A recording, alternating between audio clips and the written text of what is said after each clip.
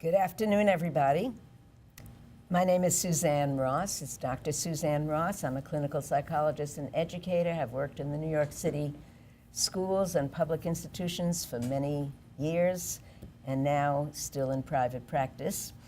My history politically has been as an international activist for going back to the Vietnam War, to the present, both in relation to many countries in the world, but my main political work has been as in the work of political prisoners in the United States, getting them released. It's particularly the case of Mumia Abu-Jamal, and on the issue of mass incarceration. The two people who are going to be on the show with me are working right now to get the Skype set up to host one of our people who's right now in Venezuela. Today's program is about Venezuela. And the other. I don't know if you hear any strange noises. That's us trying to get the Skype up. And if you hear any strange noise, I'm being told by Nat Wood, it's the setting up of the Skype connection, which is very, very important because we want our comrade, friend, and extremely knowledgeable person, William Camacaro, who's in Caracas right now, on this show. William is a professional artist, has a master's degree in fine arts, and has done magnificent artwork, but he's known to many of us primarily in his solidarity work in relation to Venezuela. He has gone back, he was born in Venezuela, came here, and became a citizen here, but also goes back and forth all the time from Venezuela to the United States. Right now he's in Caracas, and he's been an absolutely key figure in building a solidarity movement, both in this country as a whole, but in particular in New York City. So many people who may be watching and otherwise who would be interested in this show know William as an activist. Not everybody knows him as an artist. Our third person is Father Luis Barrios, who is, again, a well-known activist in New York. He's a professor of psychology and Latin American and Latino studies and ethnic studies at John Jay College of Criminal Justice, and also teaches in the graduate program in the faculties of social personality psychology at the Graduate Center. He's written many, many articles. I can't list them all here, but suffice it to say that if you look up his name, you'll find the varied subjects on which he's written, all of which are very interesting. He is also president of the board of directors of the Interreligious Foundation for Community Organizations, also known as Pastors for Peace, and right now is the priest in charge of Hollywood Church, Iglesia Santa Cruz in Washington Heights on the Upper West Side of Manhattan, and it's become a very active church with many, many social and political events centered there. So the three of us are on this show, and perhaps I'll begin by giving the context for this program, which is that on March 5th through the 7th, there was an International Conference of Solidarity in Caracas that was commemorating, number one, March 5th was the 5th anniversary of the passing of the beloved, and by some people despised, but certainly beloved and very much admired leader in many, many countries in Latin America and many countries around the world. I'm talking about Hugo Chavez, who passed 5 years ago on the 5th of March. So this International Solidarity Conference was honoring him, but also is preceding a new election that's going to be happening in May in Venezuela for another election. There have been many elections, and once again, it's a referendum, this time on the presidency of Nicolas Maduro and the strategy of his organization. That conference had 350 delegates from 75 countries, ranging from Vietnam, South Africa, Tunisia, many, many Caribbean countries, of course, the islands, and the United States. We had a delegation from the United States, both Luis and I and William were all at this conference, which was quite remarkable in its spirit and the content.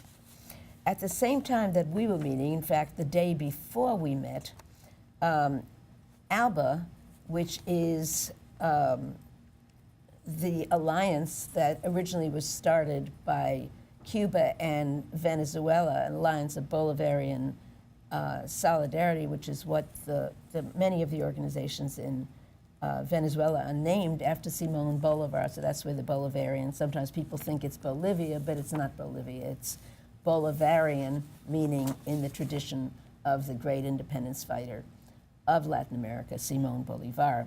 So the ALBA nations, which now consist of several Latin American countries, Cuba, Venezuela, and some of the Caribbean islands, they were meeting at the same time because their strategy and their work is to unify the struggle,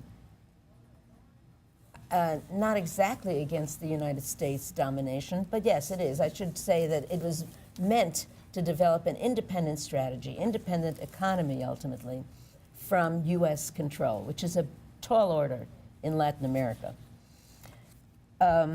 So that's what was happening at the same time, and the goal of the conference, and also a statement that was issued at the end, stressed, one, respect and recognition of the great role that Hugo Chavez played in radicalizing the consciousness of masses of people in the tremendous social advances that have taken place in Venezuela, which I'll detail a little bit later.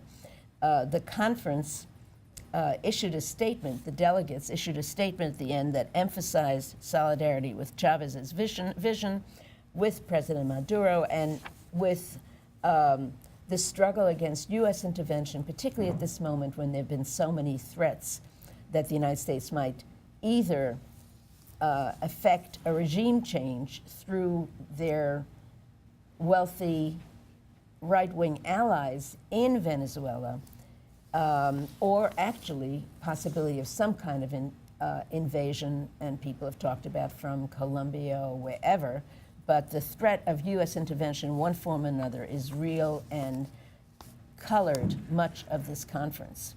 So that was the second principle, and the third principle of the conference was support for the progressive changes that have taken place in Venezuela. So I just want to list a couple of statistics that I have before me that are important for people to know, and then I want to say a little bit more about what's happening in Venezuela and what this conference was about.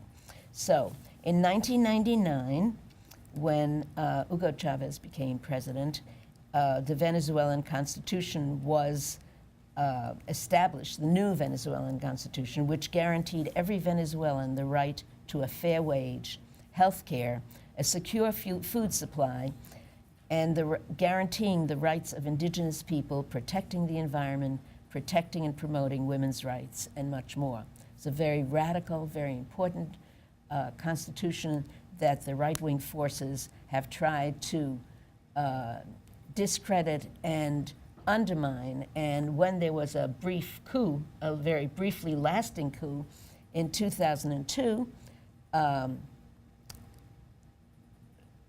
where the right wing actually, for 47 hours, was able to control the government and overthrow and actually isolate and imprison Hugo Chavez. One of the main foci of that was to overthrow and to undermine that new constitution. Needless to say, the people of Venezuela and the military forces in Venezuela quickly restored Chavez to power, and he resumed his position to the great, great joy of the masses of people and progressive people around the world. Venezuela's social spending is approximately 60%, 60% of the gross domestic product. Look at the US spending at some point compared to its military expenditures. Poverty rates in Venezuela fell dramatically from the time Chavez became president to 2015. Venezuela was declared illiteracy-free in 2005. Illiteracy-free. Venezuela jumped from the 83rd country in the world in the year 2000 to 67th in 2014 in the ranking of Human Development Index of the United Nations Program for Development. Venezuela's it's called GINI coefficient, but actually represents a calculation of inequality in a country between the poorest and the richest. And that inequality fell from 0.46 in 1999 to 0.398 in 2013, meaning that Venezuela has the smallest gap between rich and poor people in all of Latin America. So I say all this as people have been inundated with mainstream media in this country and internationally discrediting the progress of Chavez and especially President Maduro, and trying to talk about all the horrible things that are going on there, which were not supported by what we saw there or by many, many other people, and is contraindicated by the statistics I just listed for you. I'm very happy to welcome back to the crew up front, Father Luis Barrios. You can see him now? He's okay? Yeah. Okay, so we're all back in studio. I hope the Skype is hooked up. We're still trying. We're still working on that, but without having heard necessarily what I said, or did you? No. Okay. I introduced you. I talked a little bit about the context in Venezuela, what's happening now, the conference that we just had, and I don't know what angle you want to start from. Well, first, thank you. It's good to be here. Our host is still missing in action working on the Skype issue. It's very important when we share stories. So we just came back from Venezuela. One of the primary goal when the U.S. going to establishing blockade or embargo is that people do not go to those places, because once you go there, you learn. Not from the media. Okay. Good, I did not talk about this. I'm so glad you're starting there. Perfect. And then once you learn, you come back, and then you share with other people. So that's when you say, I saw there, and they were lying to me here. Okay. So that's what we're trying to share with other people, the experience of how the Venezuelan people feel about the government, but also about all these sanctions that the U.S. is imposing to their country. Can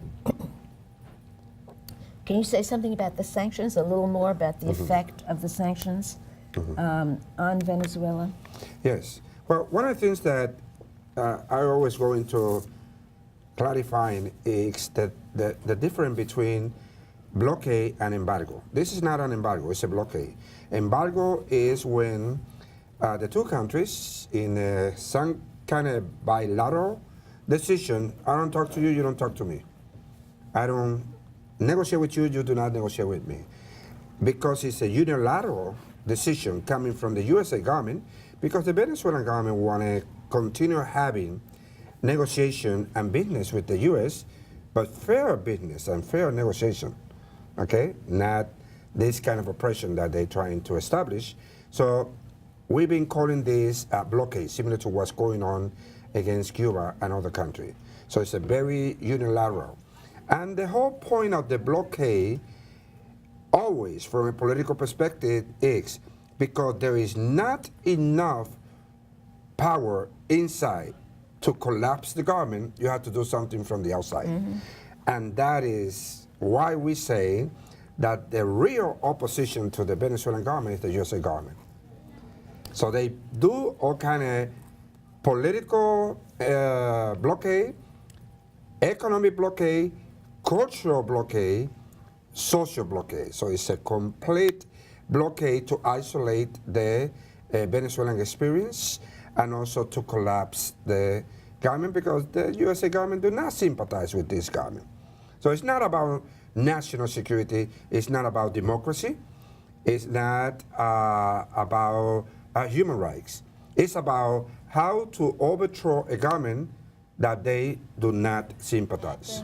There was some stuff just yesterday about the president sort of pouring salt on the open wound that is the economic struggles of Venezuela. Which they president? wanted this president. That's why I said pouring salt, not opening the wound. You know, 2015, Obama opened the wound. Right. Exactly. But this president, there was apparently there was some talk of using cryptocurrencies for the oil refineries, and Trump made it passed a law that it was illegal, which I'm not even sure you can do because cryptocurrency is not regulated by a bank. It's Independent. Right. So That's why get us they're up so to speed hungry. on what's going on in Venezuela, the struggles, the political struggles, the economic struggles. Help my viewers understand what's going on. Help me understand what's going on because I got here late, so you might have gone through all of this. for Not all the I money. know. We haven't talked about the finances, so Okay. that's important. So let me put this in a context. Mm-hmm. The whole issue here is that the USA government is trying to bring down the Venezuelan government. They want to do a regime change for reasons that more or less started when Chavez came to power. They lost all control, the USA government. And the biggest issue is the oil and petroleum. But now we have other issues, not just oil and petroleum, because we have Iraq, we have Saudi Arabia, but now the reports, CIA facts, are saying that the biggest reservation in the world is in Venezuela. Right. So that bring that to the table with a different discussion. But it was not only oil and petroleum, it's also the biggest reservation of diamond and gold is in Venezuela. And then the second reservation of water in the whole world is in Venezuela. So we have a situation here very interesting that who is going to control, and especially with all these issues that now China, Russia, Iran are coming more and more into Latin America, and the U.S. is losing control here. So saying this, now you have a government that is not allowing Maduro, first with Chavez, then Maduro. It's not allowing the USA government, USA foreign policy to have control of Venezuela. So the US government is desperate to bring this government down. So the last action is the blockade. For those of you who don't know, I'm going to give it back to you. Don't lose your train. But Nicolas Maduro is president of Venezuela. He was from Chavez's Chavista party, is that correct? Yes. Yes. And he's the president of Venezuela now. Just for those people who don't know who Maduro is, continue, I'm sorry. So Maduro is the first Chavista in power, okay? That came by elections. So let's clarify that. Popular election, he came to power. So the U.S. has been trying to collapse the Venezuelan government, so they've been doing all kind of crazy things. Most of them in violation of international agreements, because they can control the state American organization, they can control the United Nations, they can control whatever they want to do. Okay, especially when they say that we, Latin America countries, we are the backyard of them. So they came out with a blockade just to stop Maduro, to stop the government, to stop a people's revolution in Venezuela, to do the regime change, collapse this government, because they want to go back to have control of the resources that we have in Venezuela. So all this is to say, so the Venezuelan people, let's say the government, need to survive in the middle of all this action. So one way to fight back is elections. Everything the opposition is trying to do in Venezuela, always the government call for election. Let's see what people want. Every time they call for election, the government win. The opposition looks very ugly after each one of the election. So, Chavez came out with CELAC, came out with ALBA, and now Maduro come out with the cryptocurrency. Right, cryptocurrency. And hit it very strong. Right. Because one is a currency out of the banks, out of the free trade agreement. The World Bank do not have any control. The International Monetary Fund do not have any control. Right. So it's more controlled by people.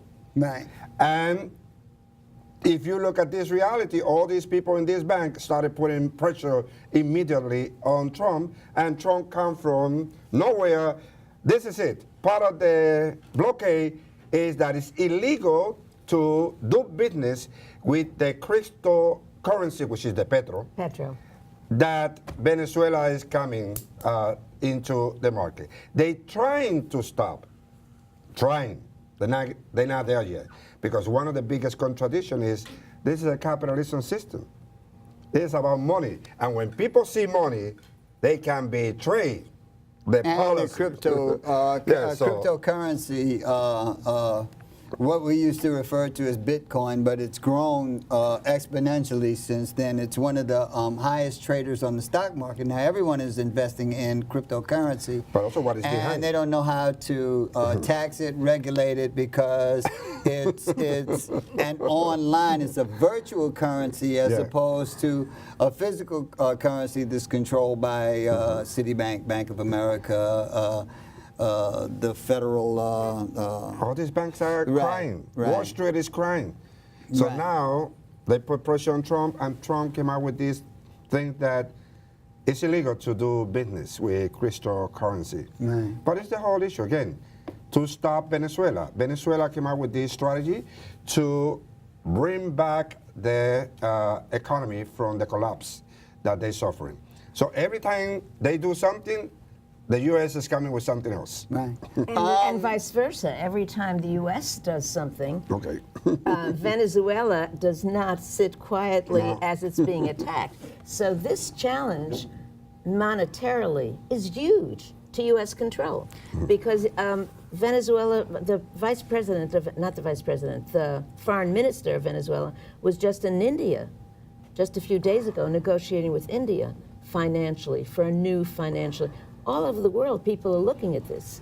And I think it is one of the most profound threats to U.S. imperial control that we've seen yet. It's just begun, but this is going to go places. And there's no question that the United States is going to be, to put it in street language, freaked out by this development. William, you waited patiently, and we fought hard to get you on, and you're on the ground in Venezuela.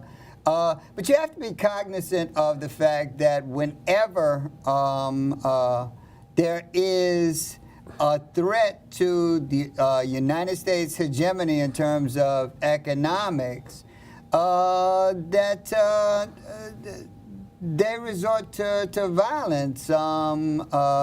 Certainly, Gaddafi was a threat to economic, to the hegemony, economic hegemony of the United States.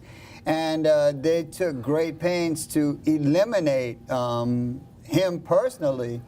Give us some insight as to what's going on the ground in Venezuela. You certainly earned your chance to talk. You waited patiently. Okay, just let me add a few things about the cryptocurrency. First of all, already Israel is launching its own cryptocurrency based in diamond. Iran is launching also its cryptocurrency. Turkey is also, China, Russia, and Japan already has several cryptocurrencies, but private cryptocurrency. But Japan have a delegation coming to Venezuela because they are also expecting to launch a national cryptocurrency. This is creating a hole to Wall Street because Venezuela in pre-sale received $5 billion in pre-sales that means that those $5 billion didn't go through Wall Street. That those $5 billion come straight to Venezuela without intermediaries. So, and you see, basically, this is happening for already a little more than 6 months. The cryptocurrency is becoming a boom. And you can see that Wall Street is falling down almost every day. And from the last 3 months, Wall Street has been falling down. And I think that yesterday was 300 point down, and was not a big news. So that's a threat for the financial system that has been using United States for its own interest. In terms of what's going on internally, we have a sabotage to the entire economy and sabotage to the electricity system in the country. We have a sabotage to the internet, for example. We have a sabotage to the medicine distribution, the food distribution. We are surrounded by military bases from the United States. In Colombia, only in Colombia, we have around 7 military bases from the United States. We have another huge military base that is built right now in a 3-border area between Brazil, Peru, and Colombia. And they have their military practices basically almost every day with all this, the army from Peru and Brazil and Colombia. We have also military bases in almost every island in the Caribbean Sea. We have bases in the Netherlands Islands that are in front of Venezuela. We have a military base in Puerto Rico. We have a military base in Cuba, in Guantanamo, also Honduras, Costa Rica, Panama. So, and they have been sending a big number of materials, soldiers, all to all those military bases that are surrounding Venezuela. They really are trying to get the doors of the Latin American countries, Peru, Colombia, especially in Brazil, to attack Venezuela. And the coming summit of the America that's taking place in April, between April 12 to 14, where all the countries of this continent will be meeting with Donald Trump in Lima, Peru, they will try to push an agenda, anti-Venezuelan agenda in that conference. That's why Mr. Trump has been requesting that the President Maduro has to be disinvited to that meeting. And the other was disinvited. So Maduro has been saying, President Maduro has been saying that he will be there. And already a summit of the people is taking place in a parallel at the same time that the summit of the America is taking place. And Maduro is going to participate in the summit of the people. Already Evo Morales said that he will be participating in the summit of the people in Lima.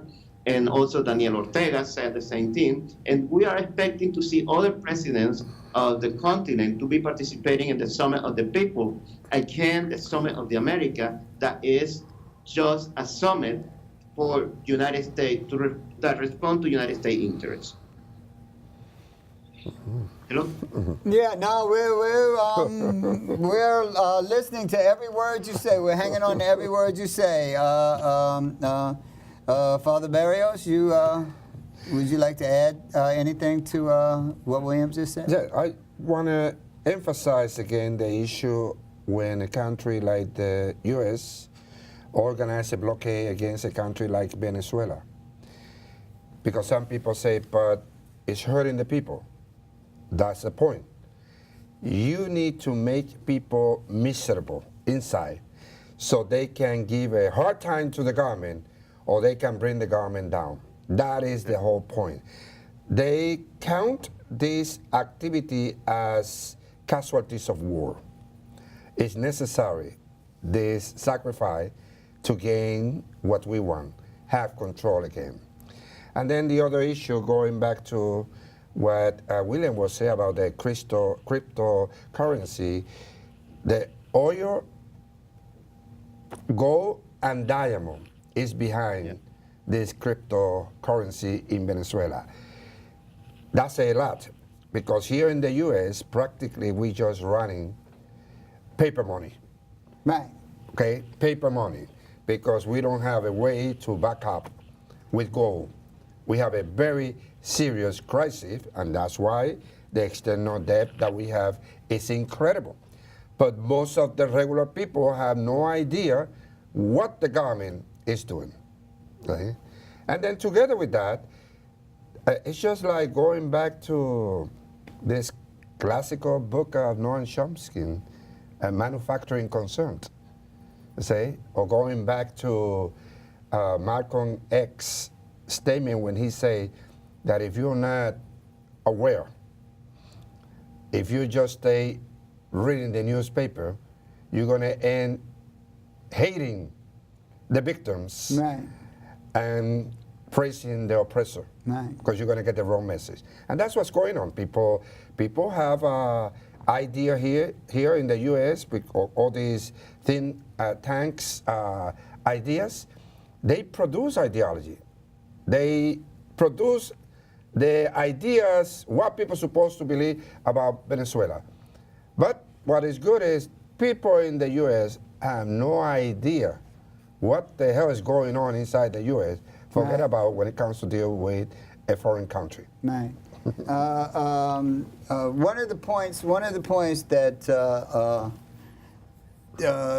this administration and prior administrations, the Obama administration. That's what I was gonna well, yeah, That's what I wanted to say. and that's. I'll let you Okay, say so, something. That's why I said I salt think in the wound as opposed to the when we wound. look at what's happening in Venezuela and hear about it in the United States media, in the mainstream media, it's presented as this fluke, this individual aberration. Something went wrong in Venezuela. Well, U.S. policy in Venezuela and U.S. policy in Latin America goes back more than 100 years.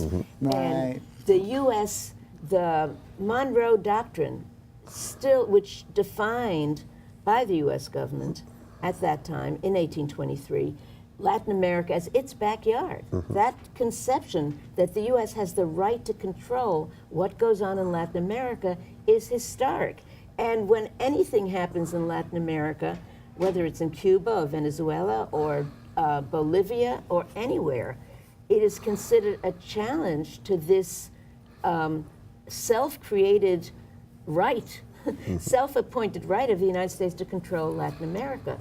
So that's, when we think back, we can think we have, I don't even look at the current president, who obviously is a warmonger and obviously is a right-winger Right. and all that, but the great, and I say this sarcastically, the great liberal black president, first black president of the United States, President Obama, before he left office, declared Venezuela a threat to the United States government.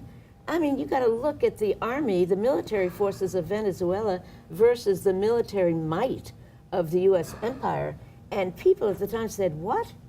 And that was something that Trump could build on. This is a bipartisan strategy.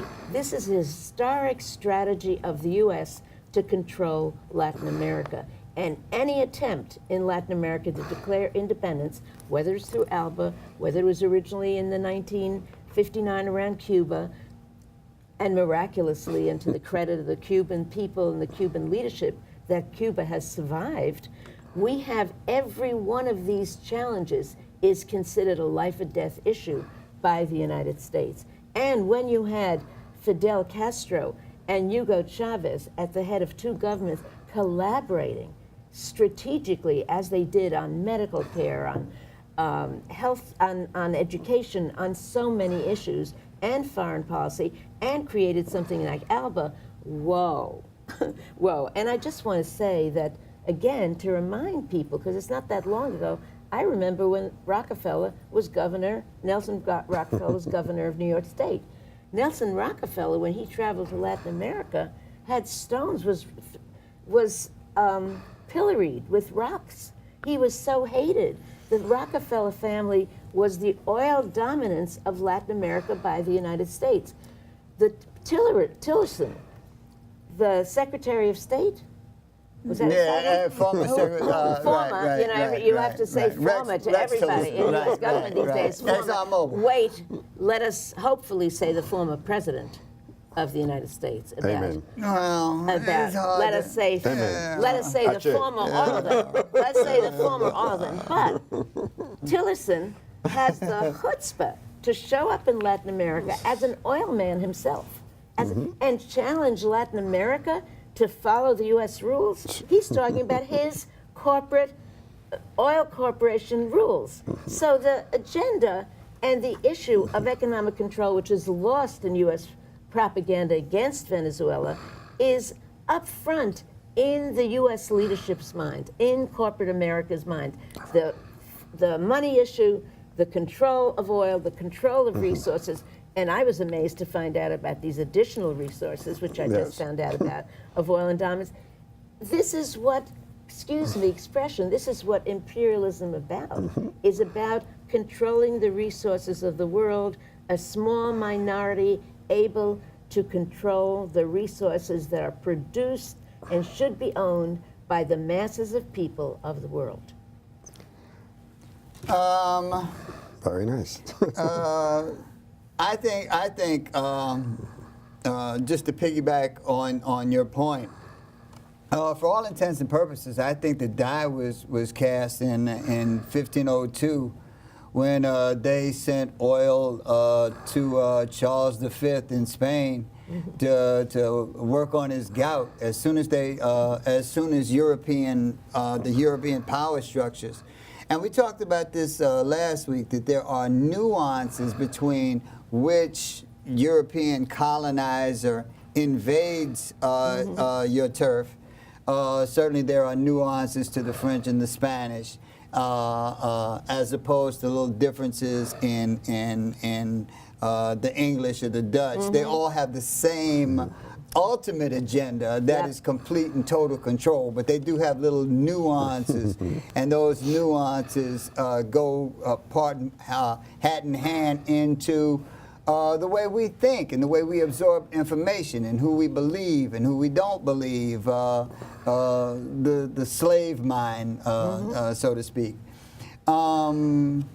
But in terms of the ultimate weapon of war, the ultimate goal of war, the ultimate weapon, that thing worth fighting for, certainly economic control is the thing. Everything revolves around controlling the resources that the world needs globally, thus having ultimate control over the world economic system.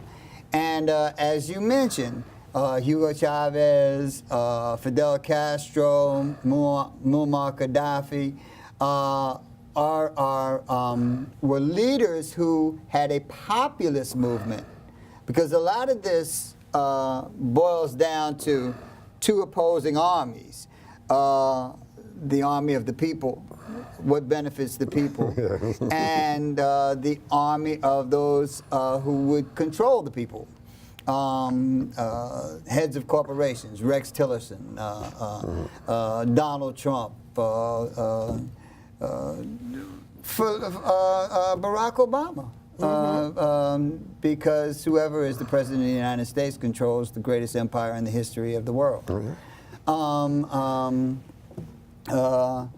And there is a lot of stress that's being put upon the people of Venezuela, because it's not just about the oil. When they embargo a country, it's about medical aid. It's about cutting off avenues of bartering. Oh, yes. The cryptocurrency allowed Venezuela the ability to sell their resources and get much needed resources to the people on a global scale. If you can cut that off. It's interesting that one of the things Trump said was that the economic blight of Venezuela is the doing of people like Chavez and Maduro. And the response to this, the answer to this, was to make sure that they had less to eat. You know. But you know, one of the things that they also do in all these political circus, they do not let you see the economic crisis that is happening in Argentina, in Brazil, Dominican Republic, in Puerto Rico. Haiti. Puerto Rico. My country, Puerto Rico, is invisible in the media. No electricity. And that's no interesting water. because Puerto Rico did everything they asked them to do. They keep right. telling you that places like Venezuela are just bad actors and The good guys, like Right, Puerto but Rico, Puerto are supposed to Rico, flourish right, and right, benefit right. from this U.S. friendship. right. But And we are IE economy. control.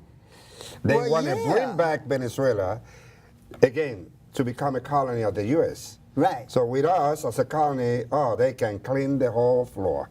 And that's what they've been doing. But the issue is invisible. They say, if you really... And the Virgin Islands is, Yes, if you're really less than concerned about invisible. these human rights, civil rights issues, so show me what's going on in this country that they're supporting your policy, foreign policy. No, if you are supporting our foreign policy, we don't care what you're doing there. That was Right. before Saddam went against USA foreign policy. He was a freedom fighter. Osama bin Laden, he was a freedom fighter. Noriega, he was a freedom fighter. Once you turn around, you are a terrorist. Right. You see, you can stay doing the same. But I want to just also highlight a little what Suzanne was saying about this issue of Monroe Doctrine. Yes, Monroe Doctrine is there, but also you have to see how the doctrine of the big stick go parallel. If you accept the Monroe Doctrine, that's okay. If you challenge, that's what Venezuela is doing, that's what Cuba is doing, then we're going to bring Daddy with the big stick, you see? And then you see blockades and military invasion, killing people, and all kind of things that they know how to do very well, okay? Because or you accept this by good, or we're gonna punish you. And that's what they're doing. They just punishing Venezuela. And we say, well, I used to say that also. Now I became more sarcastic. He said, why the U.S. government is saying that Venezuela is a threat? Why are they saying that Cuba is a threat? But when you see a statistic like this one here, that's when I say, definitely it's a threat. How is that a country like here, okay, ours, do not do the social investment from the national budget the way they do in there? Even under such military threat. Yeah. They just built 2 million housing units for the Yeah, poor yeah. in Venezuela. 2 million housing units for the poor under Maduro, following Chavez's tradition and example. But they have done that in this period when they're under daily threat. In the United States, look at the housing situation in New York City. Everybody knows what a disaster it is. How can Venezuela do this and the United We hear States you. can't do that? Is William there? Yeah, William is there. Hey, you want to Come say on, something? William. All right, Come you're on, on. William. We'll be quiet. I want to add something. Venezuela, the Venezuelan government is distributing more than food to more than 6 million people in the country. Also, around 3 million people are receiving medication straight from the government. At the same time, because the economic crisis, the government recognized that we have economic crisis thanks to the economic warfare from the United States and its allies in the region. So the government also has been developing all kind of program to support Venezuelan people to go through this period of time. So there are, for example, a special program for handicapped people that they receive some resources and special, and some people call like a bonus, economic warfare bonus, something like that. So you receive a bonus every month to help you to buy whatever, the items that you need to survive. Also, the transportation, here, the transportation in Caracas, for example, if you use the subway, it's completely free. Yes. It's completely free from someone that is over 60 years, and it's completely free for anyone that is a handicapped person. And half of the price for someone that is a student, but also it's very extremely cheap. For anyone that is working can pay the subway because it's extremely cheap. So there are a bunch of social programs that help people to go through this special time, and that's why a lot of people are asking outside of Venezuela, how is it possible that in the middle of that crisis, people are not in the street demonstrating against the government? So we have just saw a few weeks ago a big number of people demonstrating in different parts of Colombia. And then there was a looting in Bogota and different departments in Colombia. Also, there was a looting taking place in Peru. So we can see that kind of stuff happening in other countries and not happening in Venezuela.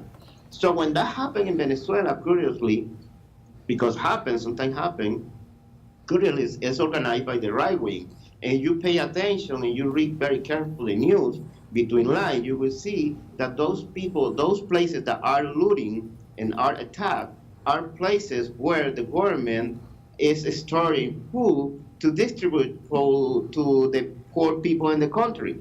So it's not a supermarket, it's not a grocery store, it's a storage that is owned by the state that have tons and tons of food to distribute to the poor people of the country. That all are the places that are looting in the country because it's something that is organized and orchestrated by the right wings here in Venezuela.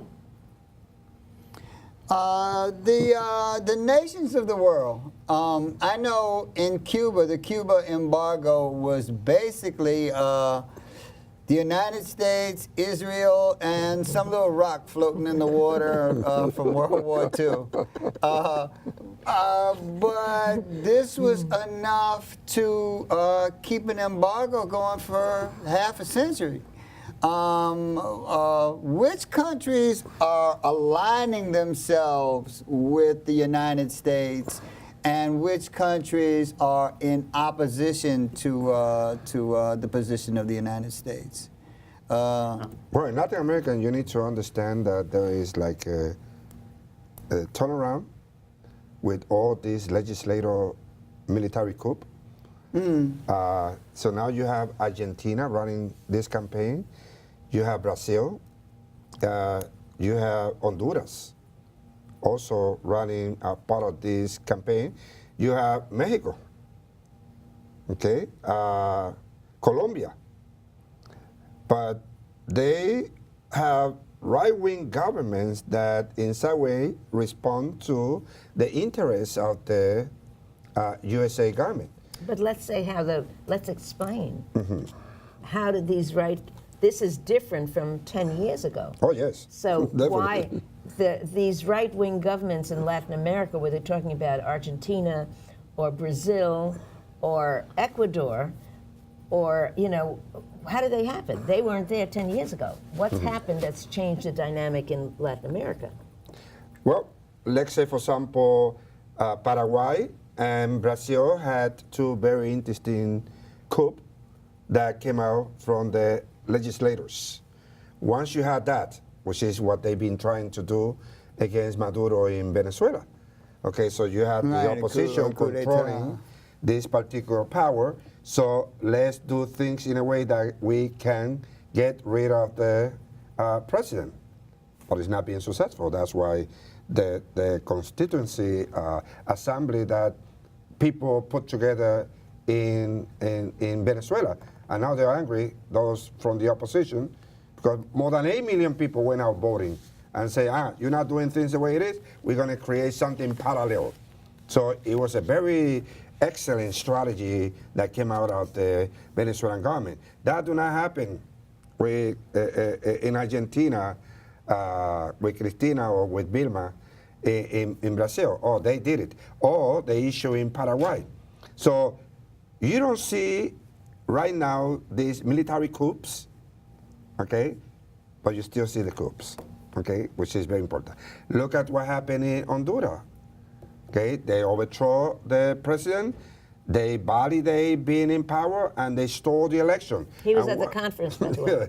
So The president was right, kicked yeah. out. See. Was with us in Caracas. Yeah. Wow. So you look at this and you say, okay, so where is the USA government here? No, no way. They don't deal with this issue. You see? So those are the people behind the U.S. right now in the Organization of States of America. And Europe. Right now. And Europe. And who Europe controls is the supporting. NATO? Europe is totally in US support control of this. NATO.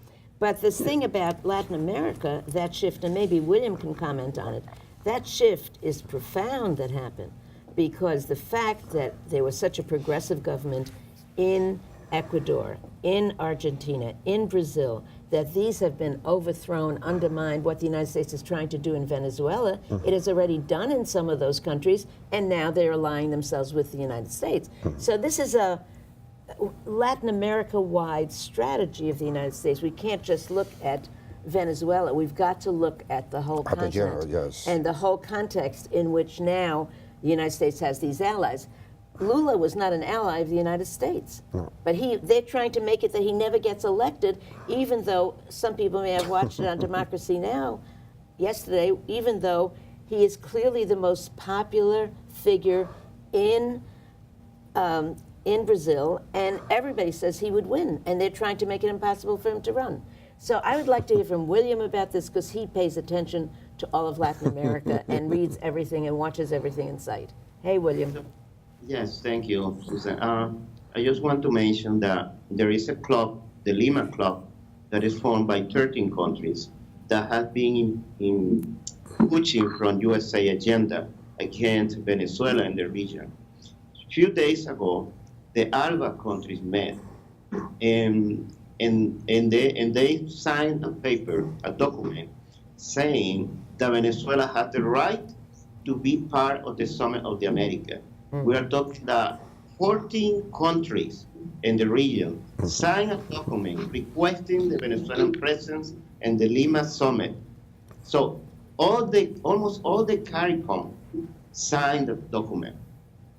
Plus, of course, Bolivia, Nicaragua,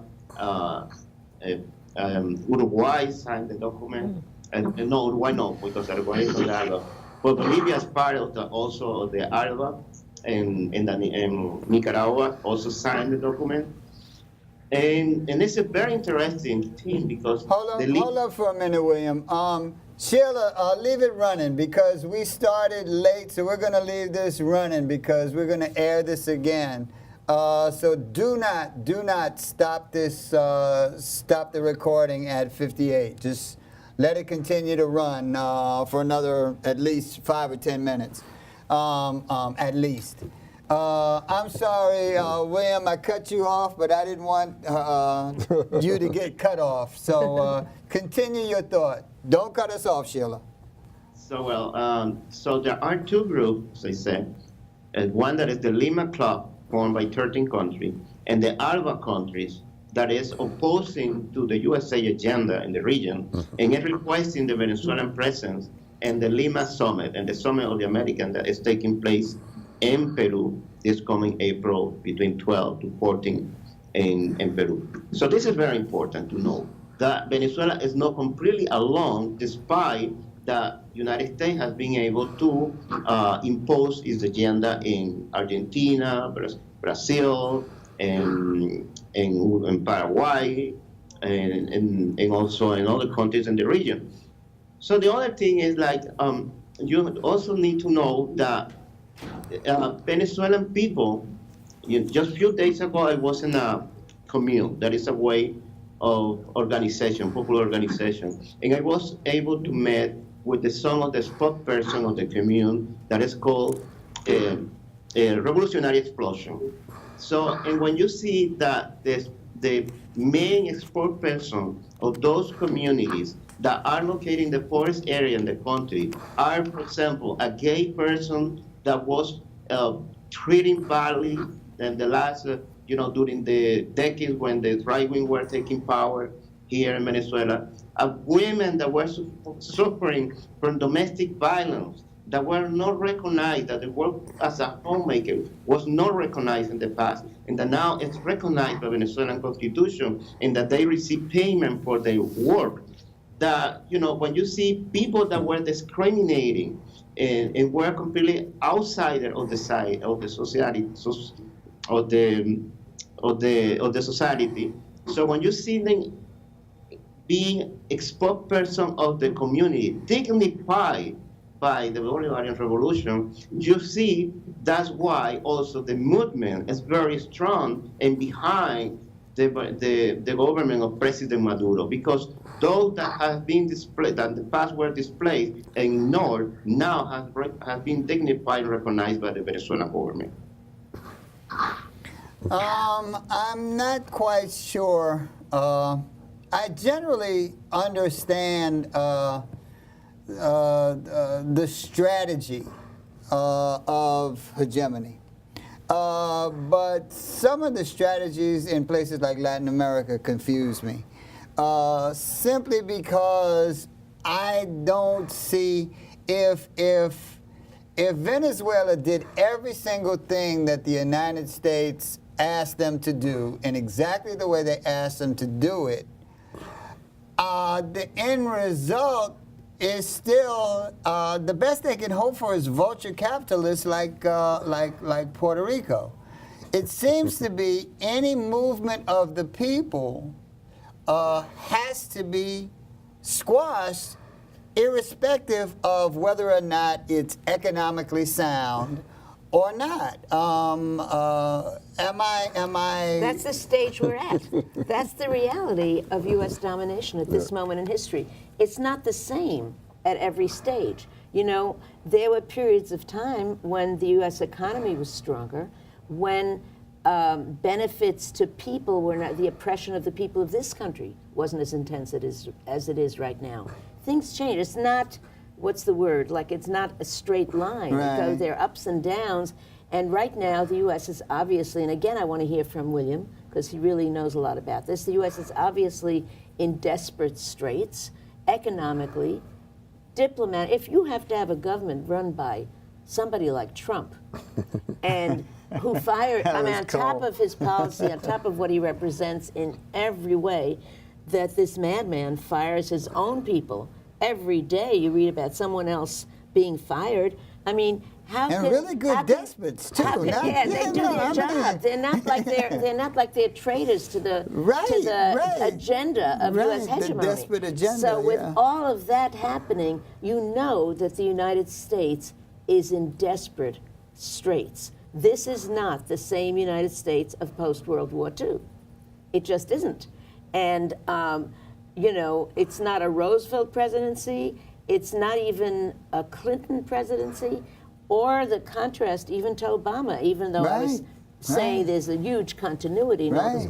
But William, maybe you can say more again about what U.S., I hope we can hear from him again, on what the U.S. strategy means for Venezuela, for Venezuela and Latin America, if they go along with the United States. What's happening, for example, in Ecuador since the change, or in Peru, or anything that you can answer Nat's question about what happens if they follow the directions of U.S. imperialism? Then what? What's in store for the people? Well, this is a very important year. We have a big number of elections. In fact, when Rex Tillerson was in Mexico, he said to the Mexican people, to the Mexican president, that they were very concerned about the influence of